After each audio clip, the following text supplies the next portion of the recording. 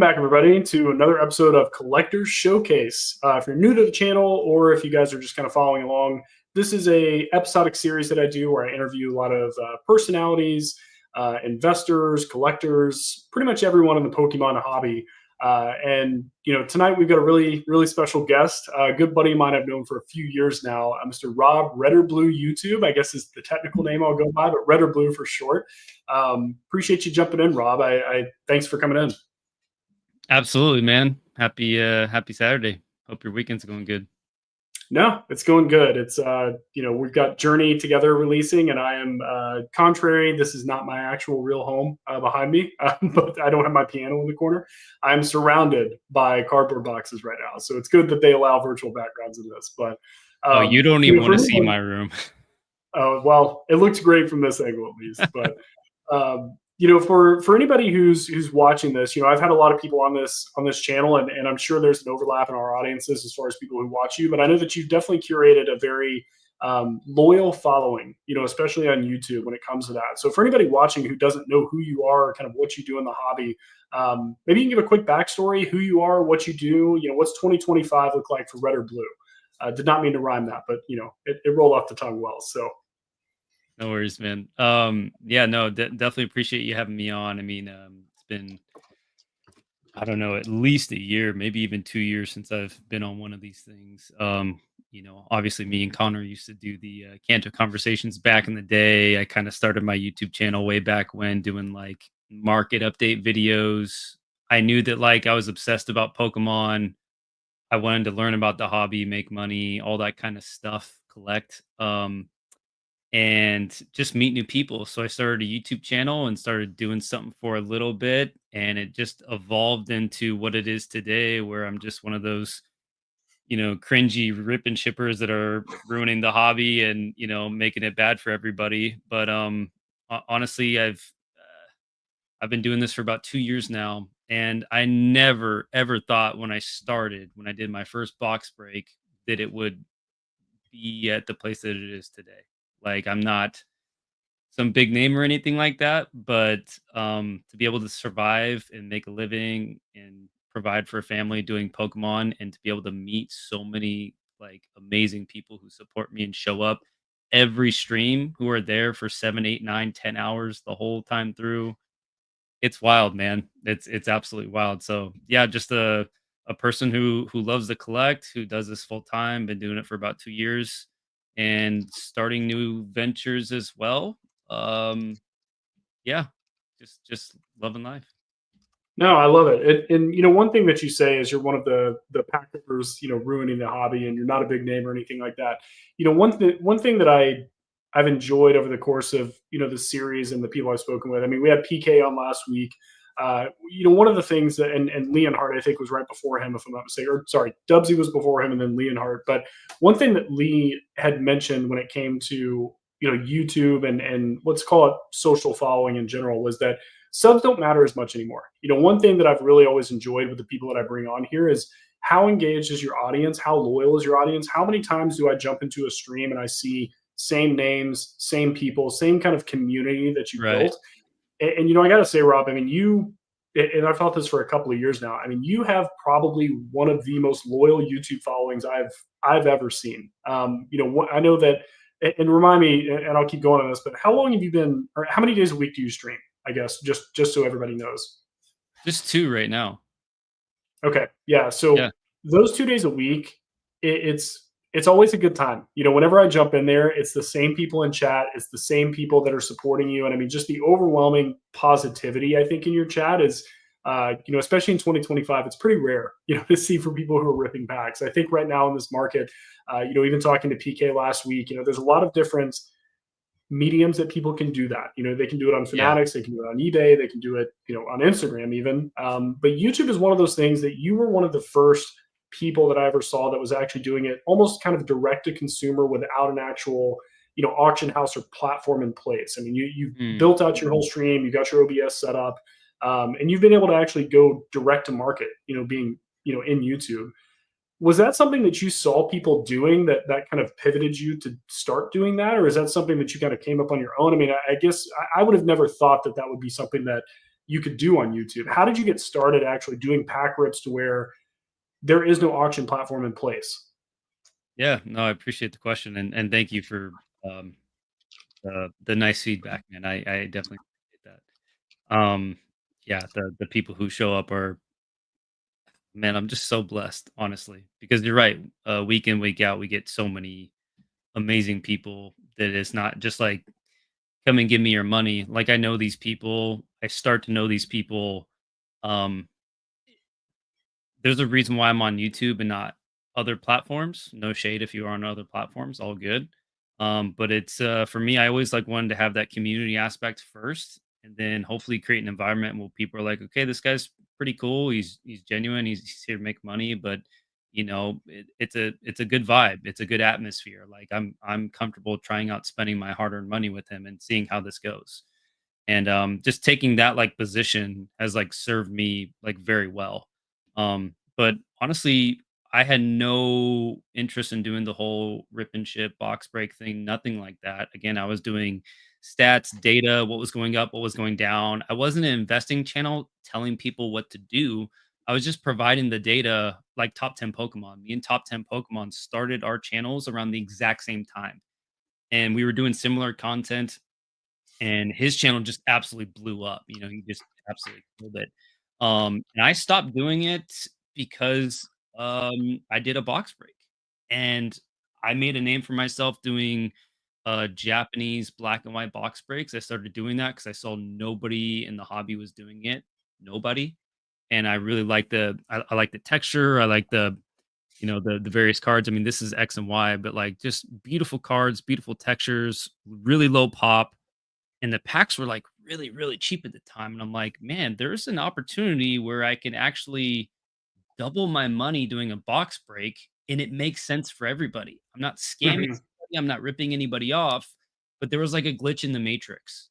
Like I was studying everything. I was looking at all facets of the market to see like what's the route to go here? And I just tried to do a box break because it was a passion of mine. And I ended up finding out that, like, holy smokes, there's money to be made here. Nobody's doing it. And people just started slowly like buying in. I was doing like the TCA style back in the day where he would do like a box break, sell the packs, and then rip them like on a video. He would record the video and open people's packs. Well, I did that for like Undaunted. I did that for Team Rocket, like originally English, and I started doing it for Japanese black and white, and that's when it started taking off. Like, more and more Mhm. people join, and I tried my first live stream. And after that, I stopped doing all forms where it took any type of editing because it was way too much fun. It was so much easier. Editing was taking me forever. I was staying up way too late, and I just started pivoting. And I saw other content creators like Royalty Gaming and the Card Economist. I know those were like the Mhm. two names, and they were doing like these live rip and ships with modern packs, not just like a box break like I was doing, and then that was it. And so I'm like, well, maybe I can like dip into buying modern too, and like having that on top of the box break. And I just started doing it slow. Put my PayPal link in the description, like, hey, just put in the notes what you want. It just kind of started off like that, and I think that's how every rip and shipper starts off nowadays that wants to do it through YouTube. And there are a ton that want to do it through YouTube nowadays. Yeah, it's interesting too because you see a lot of people go into say like a whatnot or a fanatics, and I mean just the barrier to entry is insane. For the most Nothing. part. I mean, you pretty much from what it's been described to me, I'm not on those platforms specifically. I sell direct, similar to you, just not on YouTube. But once you go into there, I mean, you're pretty much taking L's for the first X amount of time. Depending on how Mm, entertaining you are or how many followings you or followers you can get. unless you're YouTube is one of PK and those. Dan. Yeah, unless you're those guys. I mean, Fanatics, especially pivoting over to a platform that really didn't have a huge TCG presence. I mean, one thing I respect a ton is just that they were able to recognize the opportunity, very similar to what you did, as you said, hey, there's two main creators I'm seeing that are doing this. It seems like people are liking this, and one thing that I really like that you said there is that you said like you weren't going to, I don't want to call it waste time, but I'll say that waste time with other content when you kind of found what stuck and you found something that you genuinely enjoy. As someone who has dabbled in editing videos and doing things like that, I mean, you guys can go back and look at the history of my channel. ultimately, I love live streams. I like interacting with chat. I like being able to Yeah. have an organic conversation that's not edited. And I think that a lot of people in, especially 2025 and, maybe our age group or especially younger, I mean, people I think enjoy seeing more of the natural tonality of people instead of a heavily edited video. I mean, there's been a lot of statistics around that with YouTube, like what does better, what does this. I mean, we've got creators in our space that they've got 1,000 people live watching. I mean, you can't really almost kind of buy that exposure, when it comes to editing a regular video. So, it's very cool that you've been able to do that. And remind me again, how long have you been on YouTube? How long have you been doing these actual pack breaks and things like that? Because I know you said you started with like top 10 videos. How long has the pack breaking been going? Has that been 2 years? I think I heard you say it, or has it been longer than that? I think it's been about 2 years. Yeah, it Okay. maybe 3, maybe. I'm pretty Yeah. bad with time, but I think at least I've been doing it full time 2 years now, so maybe 3 in total or 2.5 years. Well, it's interesting too, because like I said, we spoke to PK last week, and he's actually very recently gone full time into the hobby. I mean, Yeah. he's pack ripping on Fanatics for Dan, Catch 'em all collectibles for anybody watching. Walk me through, that's a big gamble, obviously. I know you have a family, and jumping in and doing this, full time and really relying on shiny cardboard to sort of pay the bills and kind of get you through life is it's exciting and it's amazing if you can make a living doing it. It's Mhm. also very scary. So I'm curious because I don't think I've ever heard you kind of talk about that, at least from the content that I've listened to. Like what was the catalyst that made you say like, all right, this is what I'm going to do now. Like this is going to replace my W-2. I'm going all in on this. What made you flip that switch and actually move into doing it full time? Uh, And I'll asterisk that as someone who didn't do it in currently the biggest boom in the market that we've ever had. right. Because I think that matters. Obsession, man. I mean, I was sitting there doing my sales job. I was leading a global sales team. I was a SDR leader and manager of global sales for a tech company. And it was good to me for a while, and I really enjoyed it. I enjoyed the grind. I enjoyed doing that. Like if you enjoy sales and you're good at it, it's fun. It really can become very fun. Um, but the company started going a different direction. I kind of started to feel like, maybe this isn't for me type of deal. All while I couldn't stop thinking about Pokemon. I mean, I'd be sitting there in my 8 to 5, and I'm like thinking about like, oh, what eBay listings do I have right now? What product is just getting on the market? Like, I want to go search my sites. I want to go check Instagram stories. I want to go look at this data point and like look up comps for this card and what's the pop report for this set. No, I just remembered this. Like, I couldn't stop thinking about Pokemon. So it really just became very obvious to me that I could always go back to sales, and like I could always go back to finding a job and like be safe, if you will. Mhm. And I'm like, dude, let's just go for it. Let's just have fun. I have an amazing partner who supports me. And I told her, and she's like, okay, if you think you can do it, she's like, go for it. And I was just like, all right, I'm gonna do this. And yeah, just haven't looked back. Was it something that you saw a ramp up in sales? Because I mean, obviously, that's something that you can jump in an emotion, but if you're selling 2 packs a night, not really gonna make a ton of sense usually. Was Right. there something that you saw like an increase in demand, I guess, for your particular content? I guess where were you growth wise like on YouTube? I mean, I think that's important for especially anybody watching this back or watching this live now. You decide to go in full time. I mean, you know, are you at 20 subscribers? Are you at 1,000? I mean, where are you at in that journey since that was your main medium as far as, and is your current medium for being able to do like box breaks and pack rips and things like Right. that? Yeah, I don't remember exactly where I was subscriber count, but I probably about like half of what I am right now. Again, I'm uh 5,500 subs, something like that. I mean, it's not much. I don't do any long form content and barely any short form, so I kind of just go off of live streams, which is pretty tough to Mhm. grow that way. But I'm really happy that I listened to that conversation with you and Kanto Shark. 'Cause he's like, "It's not about how many likes I get on my post. It's not about how Mhm. many new followers. It's about my sales." And when I thought Mhm. of it that way, I remember like I was always comparing myself to other people, like getting more subscribers and this, that, and that. And I'm like, but my sales are through the roof. Like that's what I need to be focused on. And at the time, I noticed like a little bit of growth. Like it was starting to get a little bit of steam. I was probably streaming for like I don't know, 2 to 3 hours. It was a little bit more than just a box break and then it's done. I was starting to get people buying packs. I was starting to build bags, which I have hundreds of bags over here with people's names on it for when they buy into the streams. Whatever they pull, I put their name on the bag, put all their pulls on it, and whenever they're ready to ship, I ship them out. I have hundreds of those bags over here.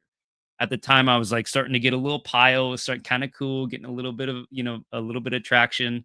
But again, at the end of the day, I had a pretty large collection, um, collected first, and I always just thought like, if this doesn't work out, I'll just sell cards in the meantime if the rip and ships aren't going my way. And I was also like doing PSA grading for middleman, so that was some revenue coming in. I was still buying and selling cards, boxes, sealed product as well to keep the Mhm. revenue going, and that in itself was good enough to keep me afloat. So I kind of had a safety net, if you will. It wasn't like just the rip and ship and that's it. But yeah, I definitely noticed that I was starting to get a little bit of traction here. And I'm like, I should, if I'm going to do this thing, if I can't stop thinking about it, it's got to be now. I wasn't married yet. I didn't have any kids. I was like, if I'm going to bet on myself, let's bet on it now. No, I love that because I've heard almost a similar take for anybody who's gone full time that I've been able to speak to, whether it be on this platform or just privately.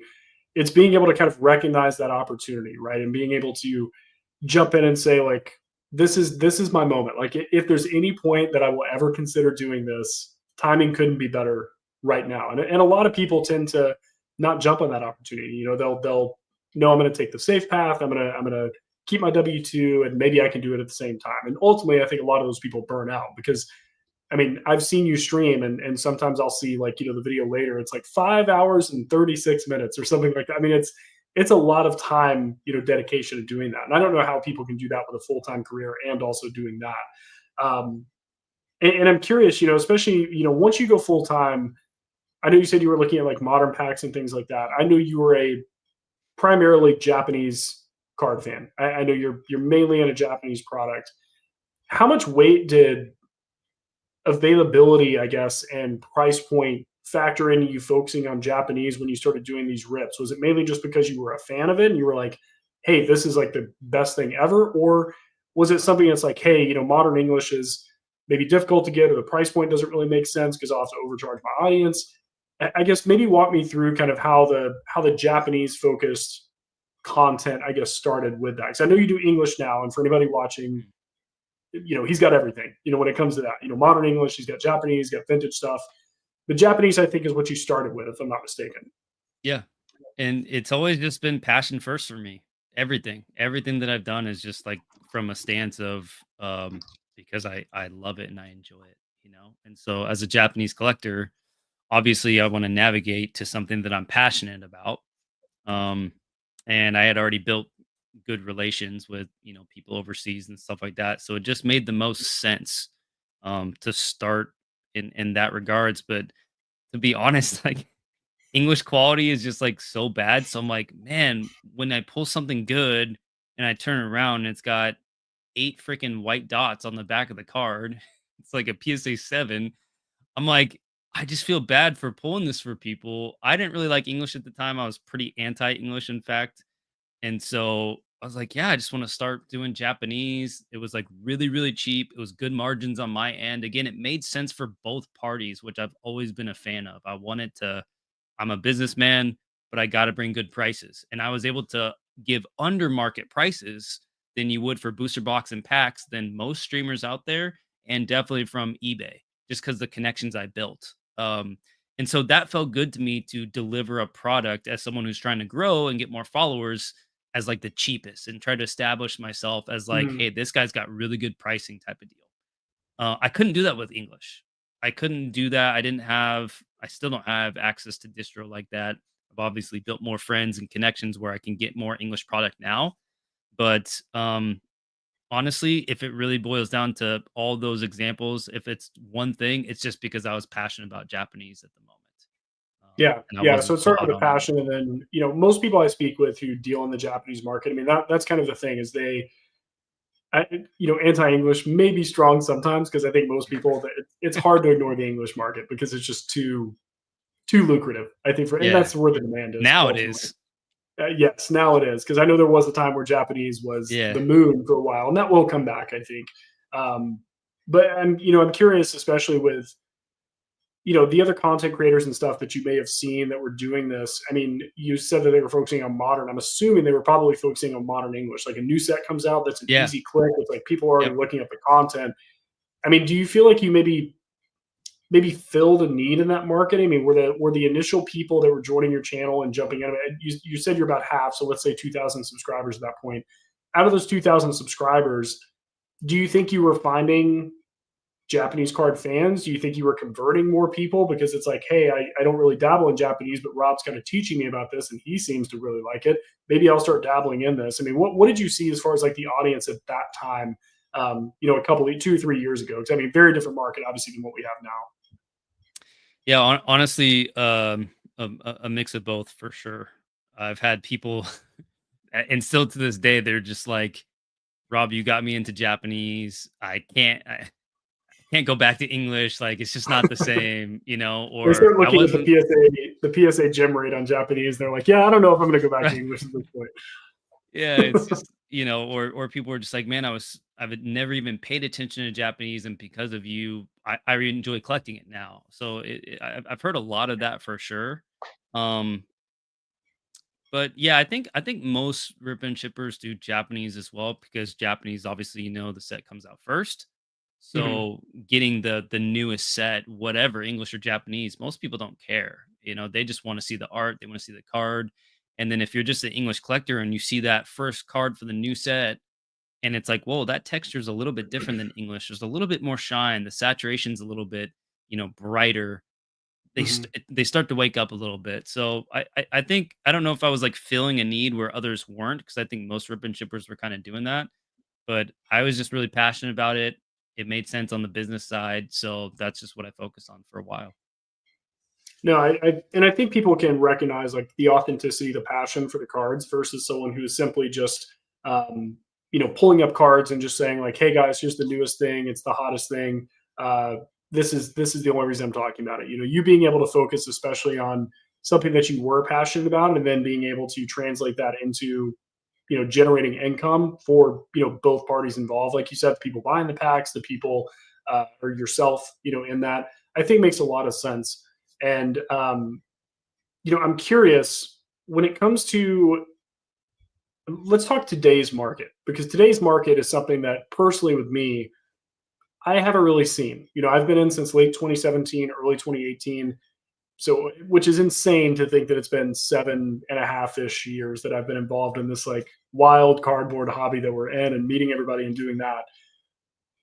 In today's market, I mean, have you seen like a drastic impact to what people are asking you for? Because I know obviously you go through chat. I mean, you'll have a ton of people watching your live streams, and you truly go through almost every single comment, which I applaud you for because most people don't. I Have try, you but seen? I mean, you do a great job. You do a great job. thanks, man. We can skip the eye gives. You tend to, or the exclamation gives. You still find those peppered in there, which is great. What what have you seen as far as demand? In this current market for what people are asking for. Has there been a difference? Like, let's say in the last 6 months, what people are asking you for, and if so, how do you respond to that? Like, how are you navigating at least the business side of that as someone who has to source the products that their audience wants? Mm. Yeah, no, it's a good question. It's just so weird, man, because if I were to like start again and try to do all this stuff, it would be like I understand why people do whatnot. Like I really do, or fanatics or whatever it is. Um, but honestly, man, just having that audience that is there day in, day out. I mean, I could probably put on Chinese, Korean cards. It really wouldn't matter. People would show up and buy. But all in all, the demand for English is there. People are asking for it. They want to see lots of Sword and Shield, Crown Zenith, stuff like that. Sets that are fun to rip, Terastal Festival, um, Japanese 151, English 151, stuff like that. People just they want to have a good time opening sets that they enjoy. So I don't think I really have people that say, "I want this set, I need this set, I need this set." It's more of like, I'm fortunate enough to have that position now where I show up, I'm here, I do my best to bring new stuff to the stream, every single stream, and try to bring variety so people don't just get bored. So they're like, "Hey, can you get this? Can you get that?" I'm constantly mixing it up, and I get people to show up and they come and they support. So I don't really have a strategy when it comes to that. It's more of just I see what's like hot on the market, if anything, like price point wise, what's growing, Mhm. what's doing good, and what's fun to open. And I try to just constantly mix it up and do new mystery bags and chance balls and all that type of stuff. And it has worked out really, really well so far. No, I think it's great. And Crown Zenith, good shout out. If anybody's buying packs, that's definitely a fun set to have Yeah. rip. You'll actually get hits, which is good, compared to some Yeah. of the newer ones. I've opened quite a bit of prismatic, and it's dark out there, guys. It's dark out Have you there. pulled anything from Prismatic? I had my neighbor who got his 6 booster bundles in from Pokemon Center, who I just put him on and was like, "Hey, dude, you need to order these." It was back in like November, so Mhm. they were actually available, right? It was funny, not to go on a side rant, but he called me and said, "Hey, did you have product shipped to my house?" Because they know that I do all of this, and they're not really into Pokemon. They just kind of like buying stuff every now and then. And I was like, "No." I was like, "Why?" He's like, "Well, it has my name on it." I was like, "Well, check your email, man. Like, what did you buy?" And he goes, "Oh, Prismatic from Pokemon Center." I was like, "You're sitting on gold." I was like, "What do you want to do?" Yeah. And he was like, "Well, I want to rip it, dude. Like, let's rip this stuff." I was like, "Okay, I'll rip it with you." And we ended up pulling the Sylveon SIR, No which is way. super cool. Because I was like, That's "Dude, awesome. I've opened probably 60 packs of this, and I have not pulled really almost anything. Like, I've pulled a couple of full art. I mean, the full art trainers are rampant in that set Oh because I'm yeah. like, how many times can I pull time, like, or whatever her name is? Like, I've pulled that card so many times. I'm like, all right, I'm done ripping this for now. But so that's the only really good hit I've gotten out of that set personally. But Crown Zenith, I've had great luck with. That's, in my Yeah. opinion, one of the best modern English sets to rip, in my opinion, just because you got the glaring gallery and all of that. And it's always a really good time. So, 1000%. um, you know, I salute the people who buy like Fusion Strike on stream and expect to hit things because it's, man, some of these sets are dark out there. But um, one thing that's interesting in all this, especially with what you've been able to build, because I love the history of you kind of finding an opportunity, finding kind of your niche in your lane, and then really you've kind of slow rolled your build of your audience. But again, it's not really about like the subscriber numbers. It's not about like, hey, why does Rob not have 20, 50, 100,000 subs? How many people does Rob see as far as like retention? Like how many people are Yeah. coming back to him to be able to buy product? And I do think that's a metric that I don't think as many people measure or kind of pay attention to. Even on this channel, with these streams that I do, I mean, I basically took a year and a half, 2 years off. I maybe had some live streams every now and then. I think I had a couple of PSA grading return live streams I did just because I would be Right. bored and I'm like, hey, I want to talk to the audience. But even on these streams, it's always really fun to see a lot of familiar faces, coming in and talking to people and stuff. And I think that's also I'm kind of aligned with that. Is I like to kind of measure my, let's call it, the impact in this hobby, as small as it may be, with people who keep coming back and enjoy what they see. And I think that's something that's very, very important. I think you've actually exemplified that probably better than anyone, in my opinion, on YouTube who does pack ripping. Because, like you said, Thank there's you. so many people who try to do it, so many people who go out of their way to do it, but they don't really focus on the actual audience. They focus on the packs, they focus on the margins, they focus on how much can I squeeze out of this particular medium. I really think that you've done a great job at that.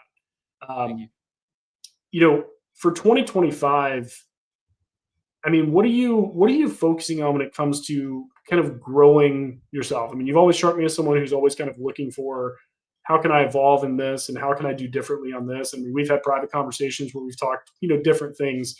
What are you focused on in 2025 that's maybe a little bit different, maybe outside of the YouTube context? I know you still do some things kind of behind the scenes. Any big plans for this year? Anything you're kind of working toward, outside of the content space? Mystery boxes. I don't know if that counts in the content space or not. Yeah. Um, it's just I mean, majority of my sales are I do a thing called chance balls. You know what they are in case anybody's Mhm. watching, they don't know what they are. The little gumball machine that I have over here, and I write piece something prizes on a little piece of paper, and I do $75 a pop. And I do 50 at a time, and most of the time they sell out every stream. And it's various prizes, vintage, modern, booster boxes, PSA subs, whatever, And it is literally taking my channel from just ripping packs. If I was just only ripping packs, I would not still be doing this full time. A Mm, 1000%. If I was just a normal rip and shipper, the newest set Japanese or whatever, I would not be here talking with you about this. It has been that mystery item. That's like what I'm known for. It's like beyond the weekly box breaks that we do, different eras, whatever. That's what people come back for. That's what people tell me all the time. Dude, those are so fun. I love that so much. And so I wanted to make something that could potentially grow to something else. And what I mean by that is like making mystery boxes at scale to send to other YouTubers, to other rip and mm. shippers, to start doing it that way, because I'm 35. I can't imagine being 50 and running a rip and ship. You know what I mean? It's like it's not plausible. So it's like, what's the next move? And so Mhm. if I am gonna do this full time, which who knows if I continue to do it full time, maybe I cut back to once a week and continue to have fun with it and go get an 8 to 5 again. That could be very realistic. I don't know. Um, but I'm like, man, long term, I don't want to be ripping packs and having arthritis and shit.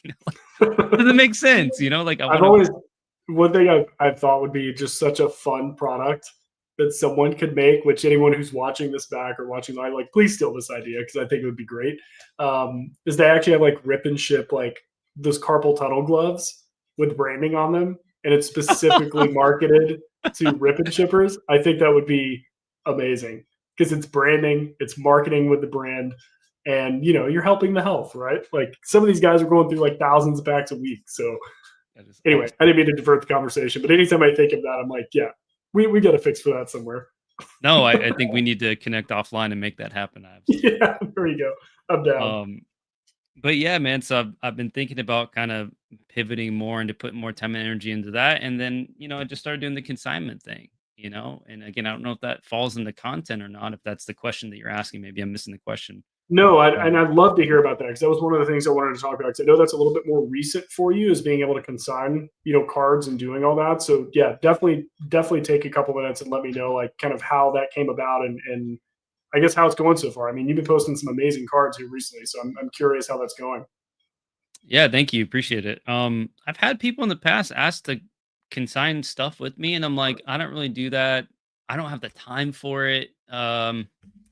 Reach out to Canto Shark, like Yeah, I don't. It's not really my thing. And I just had somebody. I forget what was the first. It was a 151 Charizard. That's what it was. The 151 Charizard PSA 10. And he said, "Hey, I want to consign this card, and I want to consign the Hidden Fates PSA 10 Charizard." And I'm like, "Okay, maybe I can help." He goes, "What's your fee?" And I said, "Well, I don't really do this, but we can test it out. And if I were, I'll just take 10%. Would that work?" And they're like, "Oh yeah, that's way better than eBay. I would love that. That'd be huge." And it ended up selling. And then I started to do the next one. And I haven't done anything crazy. I mean, I have my spreadsheet here. I've done 5,000 in sales with like, I don't know, 9 cards, so it's about $500 like in my pocket because of it's that. good. And Good average price as well. yeah, it's still growing. I'm still figuring it out, and I've been having more and more people message me on Instagram because they're seeing my posts, they're seeing my stories, they're seeing stuff listed, they're seeing stuff get sold. They're like, "Hey, this guy might do consignments, collectibles to cash, no eBay fees really, or better than eBay fees. Maybe there's something here to this thing." So I don't know where it takes me. Just like anything in Pokemon, I just try stuff, and if it works and I have a passion for it and I enjoy it, I'll see it through. But yeah, it's going well so far. No, it's awesome, and that's something that I don't think there could be too many consigners at this point, only because there's so many newer people to the hobby who maybe aren't comfortable spending the time to, or maybe don't even want to spend the time to build an eBay presence because, especially if you're a no feedback eBay seller and you happen to hit a 151 Zard out of a random, you know, booster bundle of 151 that you found at Target, like magically, you're like, oh, wow, I've got this really expensive card. I sent it through a middleman to PSA, and they just shipped it back to me. And now I'm sitting on a $900 card. Like, how do I Right. liquidate this? They don't have a Pokemon presence. They don't, they're just a random, That's it. person, right? That's So it. I think that there's so many more of those people than people So realize. many. Yeah, and I've heard a few people say like, there's so many consigners, there's too many consigners, et cetera. But realistically, I think it's all about kind of these sub communities of people that they trust. For sure. Z&G is ultimately, in my opinion, the best, if not one of the best consigners in the entire Pokemon space. Even before the playtest stuff, I still thought James was awesome. But a lot of people don't know him, and I think that people prefer a personal relationship when they're sending something that is, you know, a $900,000 card. Maybe really that could be their rent for the month. Right. Ultimately, and they're like, "Hey, I really want this to move. Who do I know that will really take care of me?" I know there's other people who all these other guys talk about, but maybe I don't have a personal relationship. I'm just another consignment that comes in. So I think that it's definitely a great move for you because again, you have such a loyal audience. I think if I mean, ultimately, really what you are at this point is kind of a one-stop shop. You're pulling the card, you're offering to grade the card, and you can consign the card. I mean, someone can literally start the product with you and finish the product with you, which I think is Yeah. pretty rare.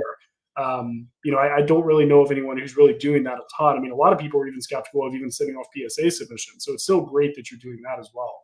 Um, and I'm curious, especially with these type of avenues and how much you're focusing on, hey, what's another maybe rev stream I could do? What's another thing that I could do for my audience that could make it a little bit easier for them to get cards in hand or get cash in hand for their cards or whatever that is.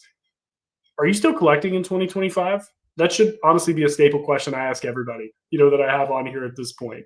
Are you still collecting? Are you still buying PC items yourself in 2025? First off, shout out to Ernie for that coming through with the Yeah, 10 gifty. let What's up, me let me brother? throw this out here. Thank you so much, Ernie. You are officially the very first person who has ever gifted memberships on this channel. So I cannot thank you enough. Anyone who just got a membership, thank you. I mean, maybe not thank you because you didn't ask for it, but thank you guys for being members. This is such a cool thing with this channel that we're starting to see like a lot of growth in this. And memberships are live for anyone who didn't receive one. It's as I think as inexpensive as maybe like $2 or something to support the channel. All of anything that I do on this, whether it be super chats and all that, which I don't have that many. I think I've got a total of 5 super chats so far, and this is my first membership gift. All this stuff goes back into making content for you guys. This keeps me bringing on people and upgrading. Maybe the camera. Maybe I can get a piano that I can put in the background. I'm just kidding. But thank you so much, Ernie. You're literally the first person who's ever done that. So this is too funny, but thank you. Rob Red or Blue has just gifted memberships as well. Thank you so much, dude. I so appreciate that. I hate to call you number two because you're number one in my book, but you're the second person who's done that. Thank you guys so much. I so appreciate that. Honestly, man, I didn't even see that you had it available.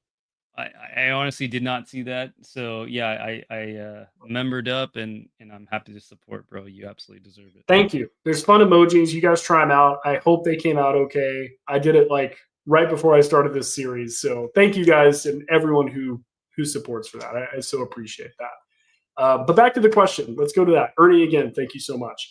Are you still collecting in 2025? Um, yes. Not Okay. nearly as much as what I used to. The way I collect now, and it's not even collecting, people are gonna say, "Oh, that cringy bastard." Of course he's gonna say this. But just buying all the inventory that I get, all the slabs and stuff like that for the chance balls. Or I do like rocket races, like duck races, stuff like that. Mhm. I get to hold these cards up close. I get to see them. I mean, I got stuff on my shelves, obviously. I mean, I got drawers and drawers full of slabs. So I get to see these cards. I get to hold them. It's really cool to keep things moving, and that kind of like scratches the itch, if you will, of like getting new cards in the mail. I'm addicted to like checking my doorstep and seeing a package. Like I'm absolutely Right. addicted to that. Like I love that feeling. I get a package and I'm like, yes, let's see what it is because I'm always buying stuff. I have no idea what it is.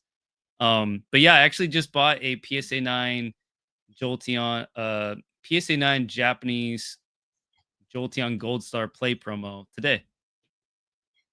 Oh wow. it's so this is a question, for anybody watching back and live, I think it's beneficial, but this is more of a selfish question for me because that is something that I very rarely buy items for my PC that I don't plan to sell later, and I still do. For And sure. what's funny is sometimes it's Pokemon, sometimes it's other things. People kind of laugh at some of the things that I buy graded like video game soundtracks, or I'll buy raw and I'll grade video game soundtracks. I've got graded VHS. I've got Dragon Ball Super cards, which that CCG is basically dead at this point. But there's certain cards from like 2017 that I love. I'm like, Right. man, I really think these have legs long term.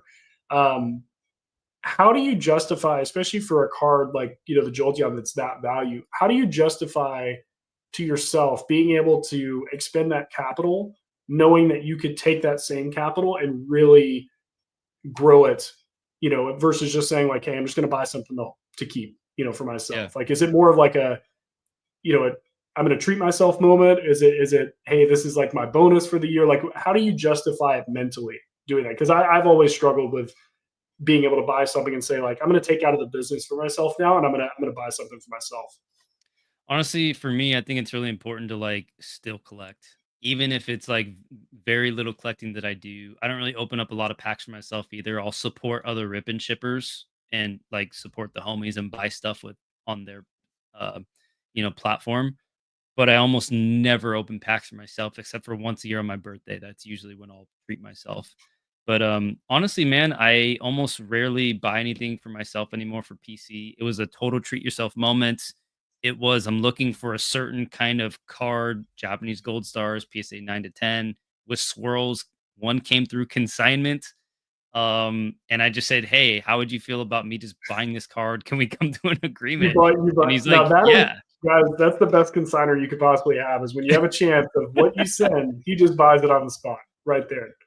I mean, it just the stars just aligned, and I've been doing. It's been business has been good lately. It's been very very good, and so I just said, do you know what? I'm just gonna treat myself. I'm not gonna go on a buying spree. I'm like very good about managing my money and not letting my emotions of being a collector and seeing something I want get in the way. I'm very focused and driven when it comes to that. But it just the stars aligned. I've wanted this card for so long. I don't see any come up on the market for a decent price. Nice swirl, good grade, everything just lined up. Great price, good guy. So I just said, yeah, let's do it. Why not? No, I love it because I think it's important to establish that, because there's a lot of people who have businesses in the hobby, like myself and you, and we buy and sell all day. I mean, we come across some really cool cards. And there's been plenty of moments. I'm not going to pretend there haven't been, that I bought something for inventory and I'm sitting there. I'm like, man, this is, I really want to, like, what's stopping me from just walking this over and like keeping it on the shelf, at this Right. point. But I always talk myself out of it, in doing it, at least in this time Yeah, period in the hobby. I think for that sure. as vintage slowly keeps, I won't say it's stagnated. I mean, obviously there's been certain cards especially over the course of the last couple of weeks, that have just crazy ballooned in vintage, that are having like Yeah. crazy record sales. But there are vintage cards I've been buying in this, and I'm like, I could grade these, I could flip these, but maybe the market doesn't make sense. You know what? It just makes sense for me to hold on to these, and that's kind of my way around actually just directly telling myself like, hey, I'm buying something for a PC. At that point. 1000%. 1000%. Um, but I think that people convince themselves what they ultimately want. And I think I'm guilty of that when it comes to PC items. Um, I one thing have that I want to do, I do want to talk a little bit more. I've got maybe one or two more questions I want to go through, sure. but anyone in chat, all the members that we have now, which is so crazy to even say out loud, guys, if you will please drop any questions you guys have for Rob, myself, anything, like, go ahead and do it now. We've got roughly about 20 more minutes of doing this. So I always try to save kind of the tail end to be able to interact with chat, you guys being able to get any questions you have for Rob or myself answered. So please go ahead and start dropping those now if you can. The more the merrier. That's honestly my favorite part of doing these live streams, is being able to interact with you. So you guys go ahead and do that. I'll go through these last couple of questions, maybe let some build up, and yeah, we'll go from there. I just always kind of like to do a little PSA there.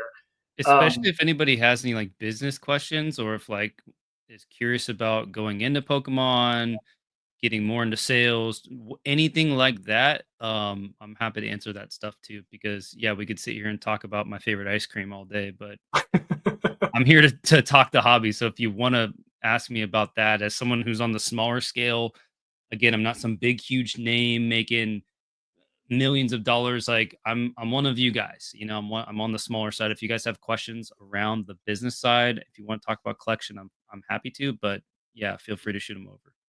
Yeah, and we've still got roughly 2 weeks till tax day. So if we want Rob to rip like the most expensive box behind him, ask him to do that. He can write it off. It's fine. No, I'm just kidding. But Don't tempt so me. yeah, right. So one thing too with talking about kind of your overall content. You've got YouTube, you do consignments now. You're doing the PSA grading side of things. Have you ever, I guess, and I know I asked this a little bit as far as like what you're working toward, but I guess thinking really, really long term, because I know that one thing that people say in this hobby is, I'm going to sit on these particular cards for 20 years. Right. Um, I'm a pretty realistic person when it comes to hobbies and things that I'm into. I never thought I would be doing this for 7, almost 8 years, Mhm. ever. My Same. my and I've looked at this, like my hobby cycle, I guess let's say, is like roughly 3 to 4 years. I get really into something, I get kind of bored with it, and then I move on to something else. Same. Same. Pokemon has always kept me in this. I mean, I really enjoy it, and I think the community aspect. I've had great collectible communities in the past, but this is by far the most interactive, the most diverse, and I've always really enjoyed it. Um, do you think that you'll be doing this 10 years from now? I don't want to say 20, 30, 40, 50, because obviously we may not be alive. Who knows? You and I are very elder in this hobby at 35. The ripe old age of 35. We basically have canes at this point. Yeah. Do you think, could you see this? Let's say the hobby pulls back, the market pulls back. We start going to like really basic margins. You're 10, 20% on items or something like that, whatever that looks like for you at this point. Do you think you'll sustain it? Do you think the passion is there enough for you to say, like, hey, me in 10 years, kids getting older, wife is still dealing with cardboard. Do you think you'll still do this in 10 years if it's still what it is today, except without the market boom? Exactly what I do now. Maybe not exactly what you do now, but still as engaged and involved in the hobby, doing this full time, or just ultimately just being as engaged you are. Um, I'm not gonna say yes. I'm not gonna say no. I'm open to either side. I'm not. When I jumped in, it wasn't like I'm never going back to an 8 to 5. Like Sure. Okay. I'm never doing that. I'm not a rebel. I'm not, I gotta work for myself. I'm not one of those people. Is it nice? Sure. If I want to, take a nap in the middle of the day or watch some Call of Duty, as I'm packing orders, sure, it's great. But at the end of the day, um, I just go with the flow, man. I mean, if I'm happy doing this and it makes sense, I'm gonna keep doing it. If it doesn't make sense somewhere along the lines, if I stop having fun with it, if an opportunity presents itself where I can't turn it down to maybe make more money, who knows, man? Like God has a plan for all of us, and I've done my best to serve his kids and stay close to him, and he's taking good care of me so far. So whatever his plan is for me, I just try to like stay in tune with that as best I can. I have no idea what the future entails, but you know what? He's taken care of me so far, and I really don't have any worries, stresses about the future. I'm not like I got to hit this goal. It has to be this. I don't stress about that stuff, man. It's just put the community first, continue to be honest, open-minded, ethical, and like the money will come. It's like Mm. build the field, the players will come. It's always been my motto and it's always worked out for me like just fine and dandy. So I don't really know if I'm going to be doing this in 10 years. I'm not heart set on it. It's not like make or break it. This is the only option and I got to do it. Whatever God has in store for me, I'm just along for the ride, man. No, I think that statement is probably the best example of why you and I have always like gotten along and been friends in this hobby, because I love the community first aspects. Like I love the selflessness, that you kind of bring to this hobby, because I think in what you do, it's you're probably the prime example of why you should separate the person and the, I guess I'll call it the action, maybe. It, like pack rippers, let's say, like the title of what you do. Because I think a lot of people think pack ripper, they automatically think the synonym scalper, rip Yeah. off, moneymaker. They don't care about anything else. They think whatnot, and then that's obviously got its toxicity and everything with it as Right. well. You're a prime example of someone who can still go through those mediums and navigate those channels, but still do it in a very honest and open way. And I think that you are probably one of the defining examples, at least out of the community that I've been able to see. And as much as I engage in over these course the last almost 8 years, you're one of the very, very, very few who you haven't really tripped up in that. You haven't let it get to yourself, and even in these crazy booms and the amount of money that people are making right now, you really haven't been tempted to sway from kind of your core message, which is what I think you just told us. So I just respect you so much for that. And I think that's um, such a huge reason why we're having this conversation, why I reached out to you, because I think that you are very unique in the space that you're in. And I think that that's something that a lot of people, if they do, maybe decide to do something like this, maybe they're on the fence. They're like, hey, I really like Pokemon. I can't stop thinking about it. Like, what should I do? I'm not telling you to quit your job tomorrow, but just know that if you do go down that route, there are people like Rob who are incredibly helpful and is really giving you almost let's not call it a hard template, but there is a roadmap to being able to get to a point where you can still do honest business with the community and not rely on like the easy money, the short-term Right. money, and then you're Yep. getting your account banned, you're leaving, and people call you out. You got to delete your Right. social media and all of that. Um, so truly, truly appreciate that. I think that's one of the best things that you've said in this whole interview that really defines kind of your character, which I think is in this hobby right now with the amount of new people and the amount of people coming over from other hobbies. Um, character is our SIR right now, missing in the hobby. Like that's the thing that's hard to hit, is characters. So Thanks, buddy. um, yeah, absolutely, man. And I see a few questions coming in, guys. Please keep them going. This is my final question for you, just kind of on the same topic. Has there been a moment in these last few years that you've done this, that you've wanted to pull back, you've wanted to stop, you felt overwhelmed, you're like, hey, I really don't feel like doing this anymore? Has there been that yet for you? And I say yet because I think it happens to everybody. Um, I think when my daughter was born, it was like panic, like, holy shit, she's so expensive. Like, I gotta make more money. It like it's almost like my brain flipped from Mm. like clients first, trust in God, just continue to like be a good person, and like the money will come. It's all good. Like it went from that to like more money, more money. I gotta make it happen. I gotta like because just I think that natural mama bear instinct kicks in, like that you want to provide for your child, you want the world for them, and you try to start running the show. And so I yeah, I definitely had a freak out. Uh, I'd say when she was first born, but I took a little bit of time off, came back, started streaming again. I'm like, it's all good. Like the community is there. Every time I go live, dude, so many familiar faces are there. So many friends that I've met at card shows through the hobby. My best man at my wedding, I met through the Rip and Ship. Oh, no And kidding. I had no and idea.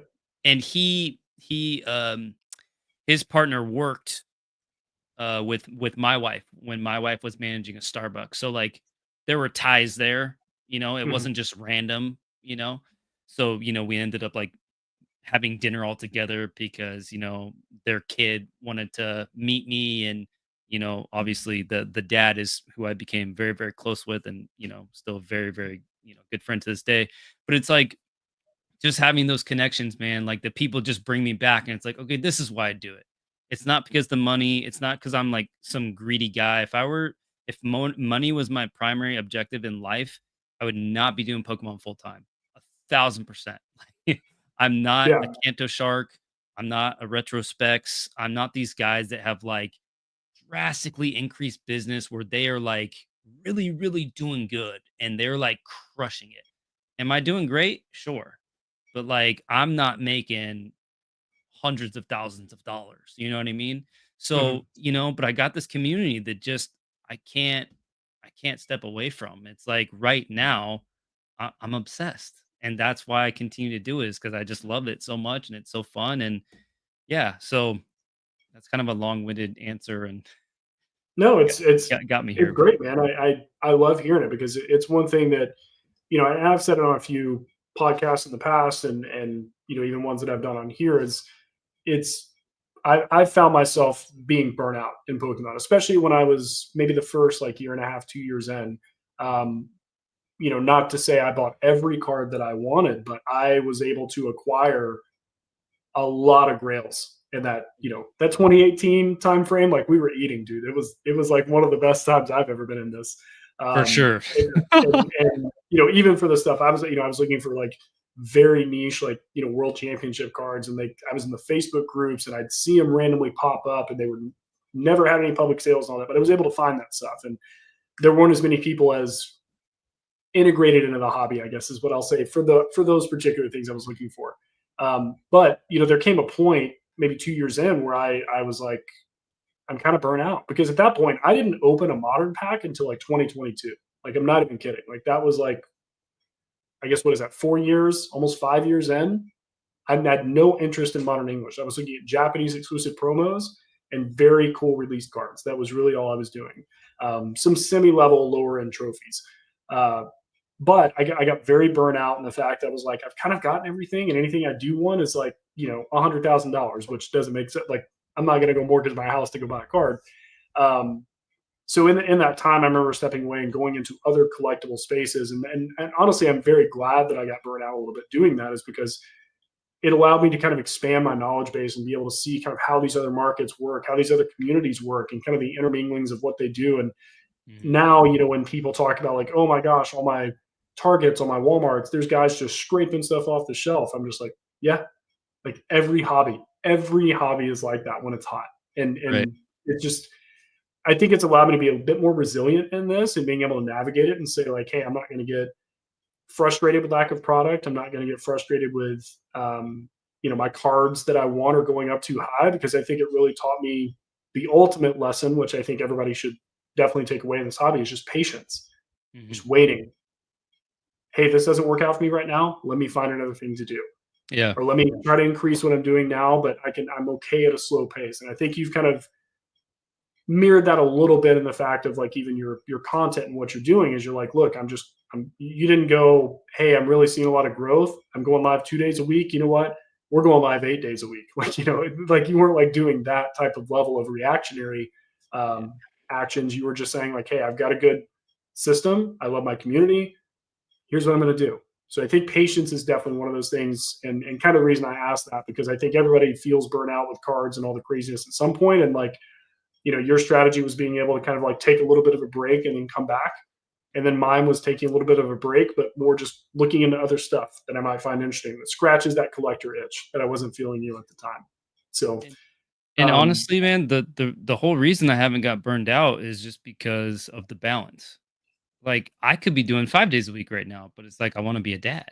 Like I want to yeah, Like, I yeah. wanna, I wanna spend time. I have other outside commitments that I'm not gonna go into, but, I'm clean and sober 9 years, so I do a lot of work with people like that. My life is not driven by, like, money, business, like, could I do more and make more money? Absolutely, but I've never been really burnt out outside of that little, temporary lapse in fear of, like, "Oh, I Which don't make enough." understandably, by the way, as Right. someone who also has kids, like, yeah, I get that. Right. I get that. And it lasted momentarily, but I've never gotten burned out just because of the balance that I've been able to achieve works out really well for me. Like, it Mhm. works perfectly with my life where I love my life, I love the work, like, everything is good, and it's like, why do I need to rush? I'm selling 8 7 8,000 a night and making 1,000 to 1,500. Why do I need to take that and do more when it's working and it's fine and I Mhm. can keep that going and I'm not overstressing people with trying to go live too much, and then they have to come back and try to spend more money, and then it's a good balance. People are like, "Oh man, I missed you from last week." Like, or if I take a day off, they're like, "Dude, a Mhm. whole entire week without you, bro. I don't know what to do." Like, and so glad you're here. Like, it's a good mix. It just Well, feels right. You know what I mean? there's buyer burnout, right? Right. Absolutely. Yeah. Absolutely. Yeah. No, it makes sense. Well, no, I so appreciate it, man. I've loved this conversation. And guys, I want to get to chat questions now. I know we've got a couple that have Sure. dropped in, but I think we got, I don't know, 17, 18 people watching, something like that. Guys, any questions left? Like, we're going to run through these. We'll give definitely some good answers and detailed answers to them, but please drop any questions you guys have, because we're going to start wrapping up here in a minute. So please do that. So we'll start. This is kind of going into my question a little bit. Rob, who's taking over when you're 50? Lurkin Lowry wants to know. The army of whatnot streamers, you know? Do Yeah, you I think have do you no think it idea. would be generational? Would that be something that Oh, you would be happy with, or do you think this will be a moment, a more of a moment in your life? more of a moment in my life. Okay, Yeah. good question, Larkin. I translated a little bit for you, but I think that's a little bit deeper answer versus the whatnot streamers. MK, thanks for jumping in, man. So, what do you think is the best approach for someone new to the hobby to start moving cards rather than just buying and collecting? Still have never sold a card for my few months opening. I'll let you take this first, and then I'll give my opinion on that as well. Honestly, man, maybe times have changed, but man, Z&G Emporium, I mean, you could buy and send it to him on consignment, and depending on what it is, what your entry point was and what your margins can look like based on comps, and kind of even take another 10% off just to be safe. If it makes sense, you could do that. But honestly, I just started selling. I started building a social media presence on Instagram by I don't want to say you got to make content, because you don't, but it's always great if you can like provide value to people where they'll want to follow you or want to engage with you. You're providing them something, and then you could start selling. That's Mhm. really good. But honestly, just getting a social media presence, posting your collection, posting stuff you're buying, whatever you want to do, doesn't have to be fancy, just to have a presence, and then you could start to try to sell on there, and just start selling on eBay or TCG Player. It doesn't matter. Like, I was selling code cards from Hidden Fates tins that I was ripping back in the day to start. Like, you just It's a good start way to selling. you're buying feedback is really what you're doing, Yeah, yeah, definitely. exactly, 1000%. Yeah. MK, I'll read this one more time. What do you think is the best approach for someone new to the hobby to start moving cards rather than just buying and collecting? Still have never sold a card from a few months opening. So I think with that, it's really going to depend on why you want to move the cards. So for my, I took a very similar route to exactly what Rob said. Is I left like Verbank and all the Facebook groups and stuff. I got very tired of the, hey, I want to buy this. Okay, cool. Here's my PayPal. Well, will you take 30% of what you want? I got tired of the back and forth on Facebook specifically. I thought it was just a waste of time. I was spending way too much time talking to people who weren't actual buyers. Mhm. Um, and then I started on Instagram mainly because I wanted to be able to have some sort of recognition, uh, not recognition as far as like clout, recognition more of like, oh, I know who this person is. Like it was easier for me to be able to build kind of a circle starting out really small and kind of widening that out where people would say, oh, he's got this card for sale. I don't need like a reference check. I don't need to do GNS, through PayPal. I can just say like, okay, I know this guy. People, or maybe they don't know me, but they know that other people know me who they trust. So it was just easier to kind of involve myself that way. And then being able to, like, Rob said, integrating into the community, really just starting to talk to people. And I would recommend having kind of that focus of why you want to sell those cards. So, because I guess the reason is you can utilize your desire to want to sell those cards to build friendships in the community through like whatever social media medium that you decide to do that in, I guess. Because there are some Instagrams that will follow me that I look at and they have 20 posts, barely any followers because their only posts are like, this is for sale.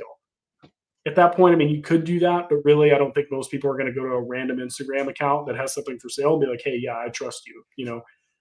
The other thing I'll say on that is, uh, we're in CollectCon season, we're in event season. There, depending on where you live, man, there's so many people that you could meet up with in Yeah. person. And I would recommend, like, if you've never sold before, maybe make yourself familiar on how to find out what your stuff is worth. Definitely have comps on eBay or Alt or whatever you use. Um, I don't, if you want the most money, I don't recommend walking into a vendor table, but I think there's a lot of trade nights at a lot of these shows. Yeah, vendor table, you're going to get 60, 70%, probably 70% more likely. But I would say, like, if you go to trade nights at these events, that's really for the people who are not vending. I mean, people who are vendors go there, but being able to sit after the event and actually everybody pulls out their cards, even if you don't sell them for straight cash, which again, that may be your goal, but if you're open to trading for other things, that's a really good time to do it, because most people are going to trade on actual 100% comp value at a trade night versus at a vendor table, they're going to trade you at 80%. So I just think it depends on what you want to do or why you're doing it. If you're just trying to further the collection, I'd recommend in-person trade nights, or like Rob said, building some sort of social media presence, or just kind of building up your feedback on eBay. Although personally, I would say if it's only a few cards, I'd probably just go the social media route, would be my recommendation. And I also forgot, I just thought about this, and it's actually really big, is like, um get involved in conversations on like Discord or like in people's live streams. Like, MK, you are very integrated into my community. Everybody on Mhm. my stream knows who you are. So Yeah, I recognize the name. if you hop in my Discord and you have a card to sell and you put it in the selling channel, people know you. They'll buy it even if it's like market, but they know you because you're such a good guy in the streams. You're always interacting, and they'll it's easier to move. So I know like Felipe. Felipe's in a bunch of different Discords. He's a freaking sweetheart. Everybody loves him. He may not have this big social media presence, but because he's so engaged in the hobby with so many different people and he's a genuine, authentic human being, people will buy from him because they know him. Mhm. So I think that's super undervalued. And what you said about the card shows as well, meeting people in person, dude, that's a great point. Yeah, 100%. Jodo J, thanks for jumping in, man. I don't see you jump in these too much live, but appreciate you jumping in. He said, MK, find your identity as a collector and start separating the cards you want that fit within that identity and start pricing the rest. I think it's really good advice. Really good advice.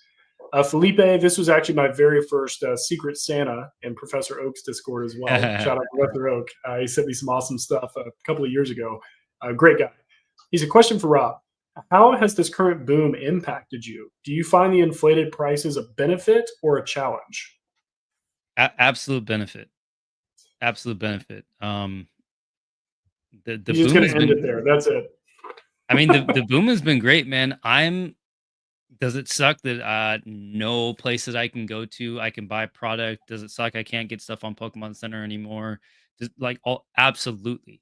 But at no point in time have I been like whining, complaining, not having fun, ready to leave the hobby, none of that stuff, because I'm just finding what works. Like, Hmm. what's the silver lining, you know?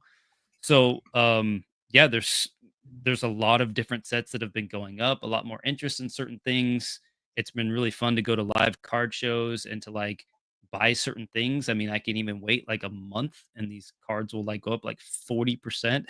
I mean, you just kind of find ways to enjoy the hobby. So I'm always the kind of person that's like, I could bitch about something. It's easy to bitch about something. It's easy to go on social media and complain and have a negative attitude. Where's the positive? What can I bring to the table here? Where's the opportunity? And so just having that mindset is like allowed me to take full advantage of like what's going on in the hobby without listening to that little nagging voice in my head that wants to complain. So yeah, it's been huge benefit in my opinion. Yeah, and Felipe, I know you asked this for Rob, but I'll just add in one thing too, in kind of just the broader topic. Um, one thing that I think a lot of people don't realize, especially in big booms like this, is that social media is it's a negativity farm. Like, that's what Yeah. gets clicked. If you guys look at any videos that are out there right now, I mean, even this channel, I've had some of the, well, I'd say one of the biggest content creators in our space, Leonhardt, on a couple of weeks ago. I think that whole interview has maybe 400 views. Maybe there's a little more. I don't know. And that's been a couple of weeks. And he has 2 million subscribers, right? Right. It was shortly after that he did his trade up challenge video. And I saw channels that, maybe were slightly larger than mine, but maybe they have 1,000 or 1,200 or 1,600 subs, not too far off. Put out a video about, why this is basically the negative aspects of Lee putting out that video as a trade up challenge as someone who's so known. 60,000 views. People people gravitate toward that type of content. So, like Rob said, when it comes to being able to look at everything in a very pessimistic light because everyone is interested in this hobby, I think it's very important to kind of look at that silver lining and just say, wow, it's so cool that so many people are interested in Pokemon cards right now. 1,000%. Because it's hard to do that. I get it. And even as someone who's been in this, went through the 2020 stuff, with Logan Paul and all that, and then obviously what we're going through now, I find it exciting, mainly because what I take out of it is it allows me to focus on stuff that it basically draws the attention of people who would maybe looking at things that I'm buying away. Like, for example, Gray Felt Hat Pikachu explodes. Charizard 151 explodes. Alt Arts explode. Everyone looks over here. And I'm over here buying $4 trainer galleries because I'm like, these are so cool. I love these cards. And not necessarily from an investing standpoint. I was grading them and flipping them, sure. But it wasn't like, wow, I know that these things are going to be $25 to $30 in 6 months. There was no way for me to have that foresight. However, it just wasn't something that all these big prices kind of flushed out the stuff I'm looking at, because sure, I was looking at certain alt arts and then they just, they go up 100%. That's off my radar now. I'm okay. I don't like it enough. The market values it more, but then I can look at the stuff I do like. So it allows me to just completely disconnect from following those prices and be able to really focus in on stuff that I'm looking at and I really like. So I would say that's kind of the benefit, at least on my end, or kind of how I try to look at it, is it narrows my focus in this hobby.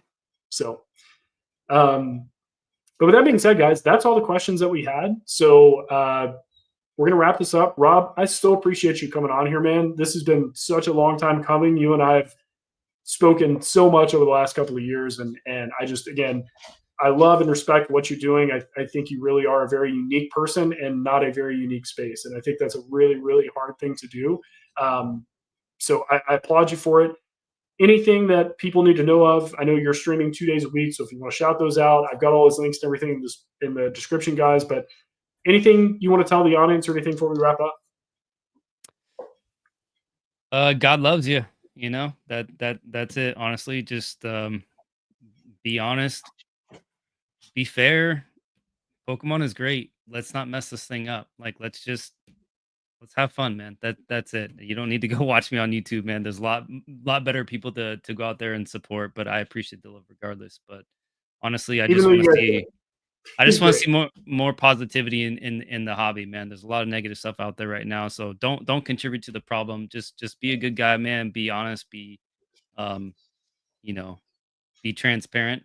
And I hope to meet you guys someday in an event. So yeah, that's it, man. Thank you so much for having me on. Appreciate you. Absolutely. Well, guys, again, don't forget to like this video as you guys watch it back or as you're watching it live. Just do it on your way out. Really helps. Again, there's a lot of negativity content that gets all the clicks, all the views. Not that I'm really chasing that, but it would be nice to be able to get this to more people. These type of conversations, these things here. Guys, we got next Friday. Just so you guys know, my next stream, that'll be April 4th. Same time, 9 p.m. Central. We've got David Person, good friend of mine, who's coming on. For anybody who doesn't know, he has one of every single English card that has ever been printed. Yes, that includes all of the number 1 through number 3 and 4 trophies. So it is incredibly rare to see him on a live stream. And knowing him as well as I do, you're in for some entertainment. This is a very entertaining human, I will say. So if you guys want to tune in, please, again, I've already got these scheduled out on my channel. You guys can see all the guests and everything that are coming up. So thank you, chat, so much. Thank you, Ernie, if you're watching back again, or if you're still watching live. Thank you seriously so much for the membership gifts. Those are, again, you're my first one. Rob, thank you. Very cool that you guys are doing that. And I just so appreciate the support, as I'm doing this, guys. So chat, have a great night. Rob, again, thank you so much, man. This has been Collector Showcase, guys. We'll see you next week.